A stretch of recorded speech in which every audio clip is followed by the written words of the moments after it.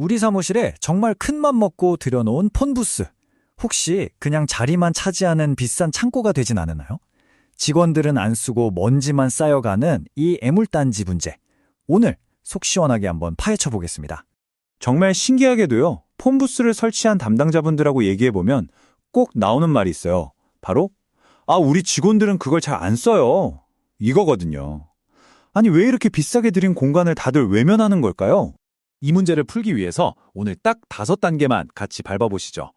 우선 왜 폰부스가 비어있는지 그 비밀부터 알아볼 거고요. 그 다음엔 우리가 믿었던 사양표, 그 숫자들이 말해주지 않는 진실을 들여다볼 겁니다. 그리고 나선 폰부스를 가구가 아니라 공간으로 보는 새로운 관점을 배우고 3년 뒤까지 내다보는 안목을 길러서 마지막엔 진짜 현명한 선택을 하는 기준을 딱 세워드릴게요. 자, 첫 번째입니다. 텅 빈 폰부스의 비밀. 우리가 보통 폰부스 살 때 어떻게 하나요? 업체별로 카탈로그 쫙 펼쳐놓고 가격, 크기, 차음 성능 이런 숫자들 비교하잖아요. 네, 바로 이 너무나 익숙한 방식에 함정이 숨어 있습니다. 막상 설치하고 써보면요, 전혀 생각지도 못했던 불만들이 막 터져 나와요. 아니 10분만 들어가도 너무 답답해서 못 있겠어요 라든가, 화상회의만 하면 목소리가 웅웅 울려서 상대방이 못 알아들어요. 심지어는 분명 조용하다고 했는데 왜 밖에서 떠드는 소리가 다 들리죠? 이런 근본적인 문제까지 나오죠. 그럼 이제 그 이유를 한번 제대로 파헤쳐보죠. 사양표 너머의 진실을 들여다볼 시간입니다. 놀랍게도 말이죠. 우리가 그렇게 열심히 비교했던 그 숫자들 있잖아요.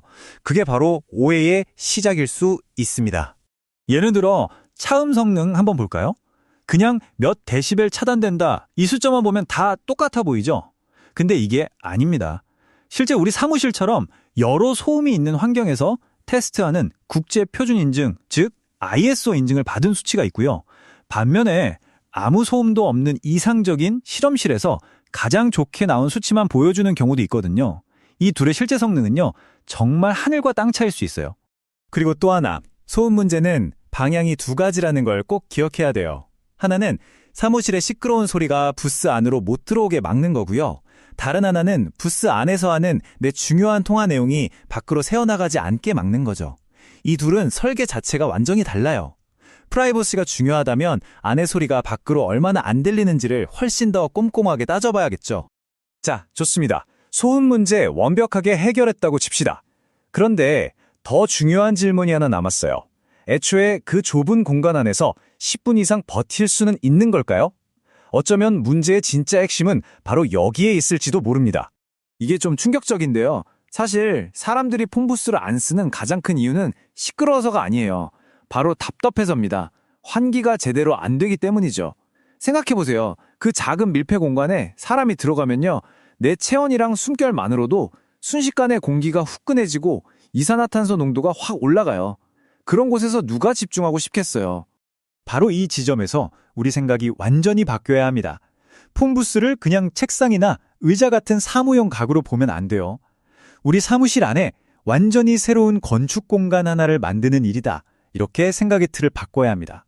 공간으로 본다는 건 주변 환경과의 관계를 따져봐야 한다는 뜻이에요. 예를 들어서 문을 활짝 열었을 때 사람들 지나다니는 길을 막지는 않는지, 혹시 비상구나 소화전 같은 안전시설을 가리지는 않는지 반드시 확인해야 합니다. 또 부스 안에서 노트북 펴고 팔을 좀 움직여도 불편하지 않을 최소한의 공간은 나오는지도요. 이런 걸 설치 다 하고 나서 발견하면 정말 답이 없죠. 자, 이제 시야를 더 넓혀볼까요?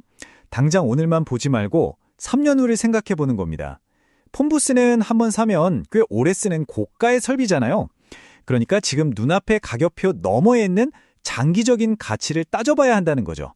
예를 들면 이런 것들이요. 내부 마감재나 문에 달린 경첩 같은 것들, 매일 열고 닫아도 몇 년은 끄떡없을 만큼 튼튼한가? 또 환기 필터처럼 주기적으로 갈아줘야 하는 부품은 교체가 쉽고 비용은 합리적인가? 그리고 이게 진짜 중요한데요. 나중에 사무실을 옮기거나 배치를 바꿀 때 이걸 분해해서 다시 조립할 수 있는 구조인가? 이런 것들이 결국 보이지 않는 비용을 결정합니다. 많은 업체들이 맞춤 설계를 내세우는데요. 그냥 겉에 색깔 몇 개 고를 수 있다고 해서 맞춤 설계가 절대 아니죠. 진짜 맞춤 설계는 뭐냐면요, 우리 사무실의 천장 높이가 좀 낮다거나 바닥이 버틸 수 있는 무게에 한계가 있다거나 전기 배선이 특정 위치에만 있는 그런 까다로운 현장 조건에 딱 맞춰서 제품을 변형하고 최적화해주는 걸 말하는 겁니다. 자, 지금까지 우리가 살펴본 모든 내용들을 하나로 모아서 이제 실패 없는 폰부스를 고르는 현명한 방법을 정리해 드릴게요. 여러분의 스마트한 결정을 도와줄 새로운 체크리스트입니다. 특히 요즘처럼 하이브리드 근무가 당연한 시대에는요, 기준이 하나 더 필요해요. 폰부스가 그냥 전화만 하는 공간이 아니라 완벽한 1인용 화상회의 스튜디오 역할을 해줘야 한다는 겁니다. 그러려면요, 내 얼굴이 화사하게 나오는 조명은 기본이고요. 화면에 막 잡다한 게 비치지 않도록 빛 반사가 적은 내부 마감재를 썼는지, 그리고 화상회의 하다가 끊길 걱정 없도록 안정적인 유선 인터넷 연결이 가능한지, 이런 것들이 이제 필수가 된 거죠. 그럼 최종 정리해 드릴게요. 여러분이 앞으로 폰부스를 고를 때 기억해야 할 새로운 5가지 체크리스트입니다. 첫째, 차음 성능. 그거 어떤 기준으로 테스트했는지 꼭 따져보세요. 둘째, 답답하지 않도록 공기를 순환시키는 환기 시스템이 어떻게 설계됐는지 꼼꼼히 살피세요. 셋째, 부스가 놓일 자리와 주변 공간의 관계를 분석하시고요. 넷째, 오래 쓸 수 있는지, 유지보수는 편한지 평가해야 합니다. 마지막 5째, 우리 사무실 환경에 딱 맞는 현장 맞춤 설계를 당당하게 요구하세요. 결국 이 말을 꼭 기억하셨으면 좋겠습니다. 제대로 고른 한 대가 서둘러 들인 세 대보다 낫다. 모든 조건을 꼼꼼히 따져서 신중하게 고른 좋은 폰부스 한 대가요, 가격만 보고 급하게 결정한 어중간한 여러 대보다 훨씬 더 큰 가치를 만들어낼 겁니다. 마지막으로 스스로에게 이 질문을 한번 던져보세요. 우리 사무실은 그저 숫자로 가득한 사양표를 만족시키기 위해 만들어졌나요?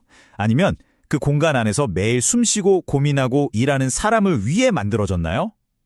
그 답 안에 현명한 선택으로 가는 길이 있을 겁니다.